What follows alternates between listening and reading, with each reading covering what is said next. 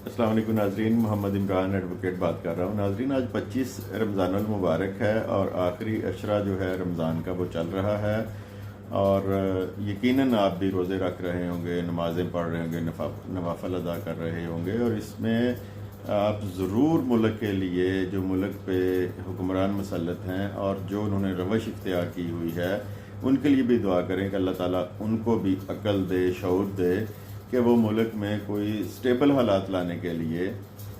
कोई इक़दाम करें। तो आज की वीडियो में फिर हम मुल्की हालात और इस बारे में बात करेंगे जो अपना सुप्रीम कोर्ट में जो कुछ हो रहा है। एक ये बात करेंगे और दूसरा ये आपसे बात करेंगे कि 25,000 रुपये में हमारे मुल्क में जो 80% लोग हैं या तो उनके पास नौकरियाँ नहीं हैं, बल्कि 90% नौकरियाँ नहीं, और नौकरियाँ हैं तो 20 से 25,000 की नौकरी है। आज ये बात करेंगे कि 25,000 में किस तरह एक बंदा अपना बजट बना सकता है। 25,000 तो ग्रॉसरी लेने जाएं तो एक दिन में 25,000 उस पर खर्च हो जाता है। तो नाज़रीन, चैनल को लाजमी सब्सक्राइब करें और इसको शेयर भी किया करें दोस्तों के साथ। तो मौजू की तरफ आते हैं। सुप्रीम कोर्ट ने नाज़रीन जो फैसला दिया है, जिसमें उन्होंने कहा कि हर सूरत में जो इलेक्शन है वो इलेक्शन होने ही होने हैं, क्योंकि 90 दिन का कानून में इलेक्शनों का जो है वो होता है कि 90 दिन में इलेक्शन करवाने ज़रूरी होते हैं। लेकिन पीडीएम जो है वो ये चाह रही है कि इलेक्शन मुलतवी होते रहें और उनकी हुक्मरानी जो है वो इसी तरह ही चलती रहे, यानी मुल्क में जंगल का कानून रहे, ना कोई सुप्रीम कोर्ट हो, ना पुलिस हो, ना नैब हो, ना अफवाज पाकिस्तान हो। तो ये इसी तरह मुल्क को नोचते और लूटते सूटते रहें।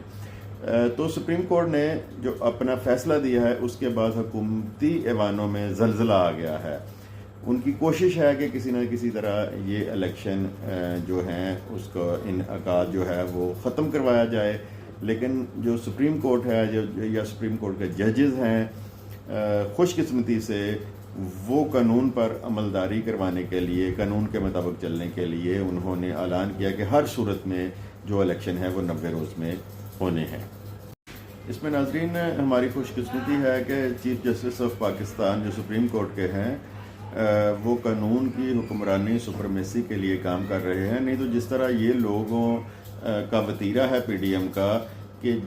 हर एक को ख़रीद लेते हैं, और जो ख़रीदा नहीं जा सकता उसको हार्ट अटैक करवा देते हैं। तो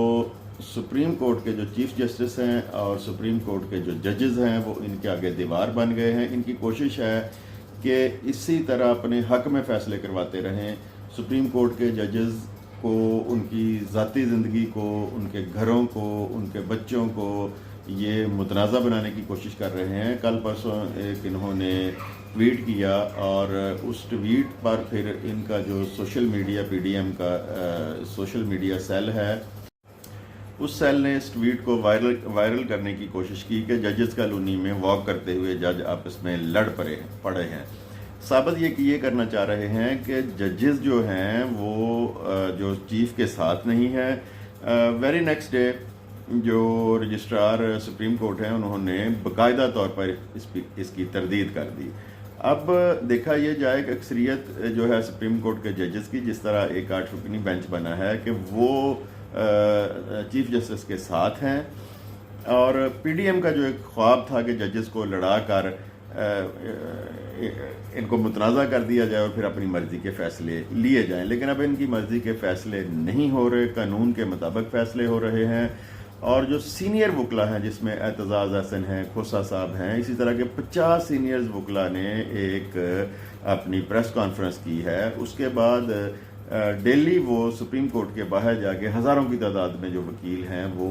चीफ जस्टिस के साथ होने का यकीन दिला रहे हैं कि वो कानून के मुताबिक फ़ैसले करते रहें, इन चोरों लुटेरों के दबाव में ना आएँ। तो इसके बाद जो सुप्रीम कोर्ट बार है, हाई कोर्ट बार है, और उसके बाद जो डिस्ट्रिक्ट बार एसोसिएशंस हैं पूरे मुल्क की और स्पेशली पंजाब की, उन्होंने चीफ के साथ होने का सबूत दिया है और उनके हक में रैलियाँ निकाली हैं और चीफ साहब को मजबूत करने की कोशिश की है कि वो आइन और कानून के मुताबिक अपने फैसले करते रहें। पीडीएम को होश के नाखन लेने चाहिए कि मुशर्रफ जो आर्मी चीफ भी थे, साथ सदर भी थे, انہوں نے جب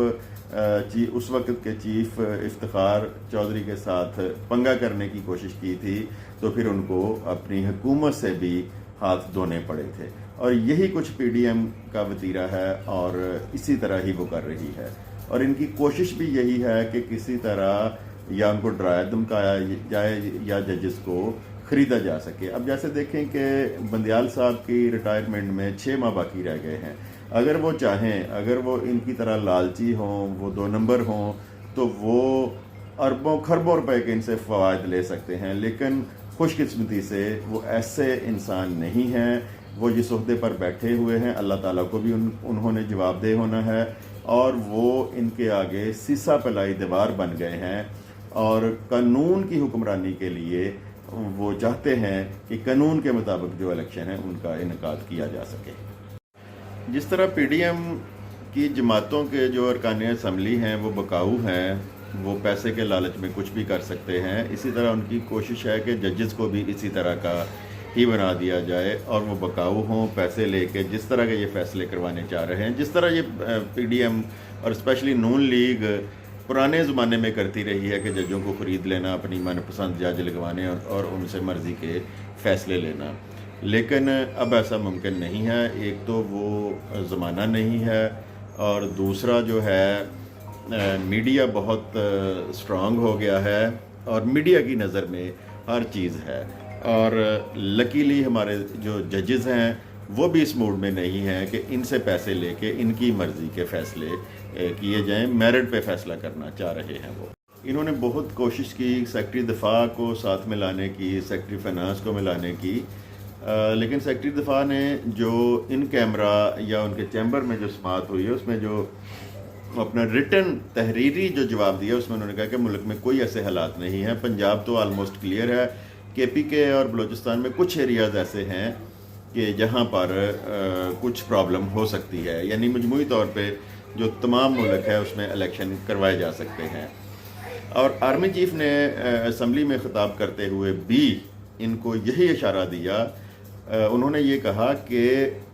پورے ملک میں کوئی ایریا نو گو ایریا نہیں ہے۔ اس کا مطلب کیا ہے؟ اس کا مطلب یہ ہے کہ پورے ملک میں سکون ہے۔ انہوں نے کہا کہ 80,000 لوگوں نے قربانیاں دی ہیں، ہمارے فوجیوں نے، ہماری پبلک نے، اور ملک میں کوئی ایسا علاقہ نہیں ہے جو کہ نو گو ایریا ہو، اور اس کا مطلب یہ ہے کہ الیکشن ہو سکتے ہیں۔ کوشش بھی ان کی یہی ہے کہ ملک الیکشن کی طرف جائے اور معاملات جو ہیں وہ درستگی کی طرف آئیں،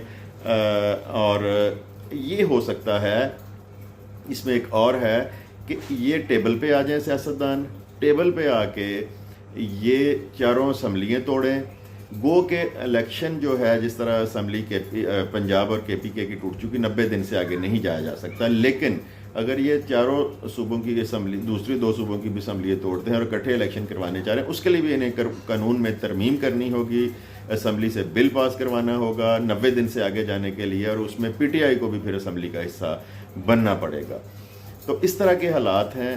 اور اگر یہ چاہیں تو ملک کو بہتری کی طرف لے جا سکتے ہیں، لیکن